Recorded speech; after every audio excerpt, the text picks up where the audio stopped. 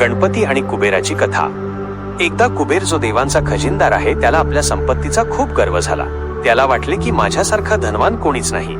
हा अभिमान कुबेराला स्वस्थ बसू देईना।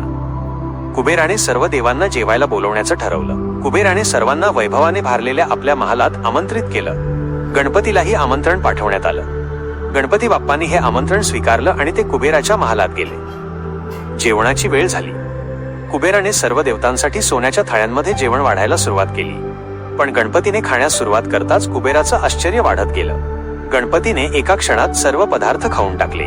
कुबेराने अजून पदार्थ आणायला सांगितले, पण गणपतीने तेही लगेच संपवले। गणपती बाप्पाची भूक वाढतच गेली। त्यांनी कुबेराच्या महालातील सर्व खाद्यपदार्थ खाल्ले। जेव्हा काहीच उरलं नाही तेव्हा गणपतीने कुबेरालाच खाण्याची तयारी केली। हे पाहून कुबेराला खूप भीती वाटली। तो पळत पळत गणपतीचे वडील भगवान शंकर यांच्याकडे गेला आणि मदतीची याचना केली। शंकराने कुबेराला विचारले, गणपतीला खायला काय दिलं होतंस?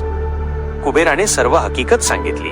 तेव्हा शंकराने कुबेराला शिकवण दिली की आपल्या संपत्तीचा कधीही गर्व करू नये, प्रत्येकाचा आदर करावा। गणपतीची भूक ही सामान्य भूक नाही, तर ती गर्वाचा नाश करणारी भूक आहे। शंकराने कुबेराला एक मूठभर भाजलेले तांदूळ गणपतीला खायला देण्यास सांगितले। कुबेराने तसंच केलं। भाजलेले तांदूळ खाताच गणपतीची भूक शांत झाली।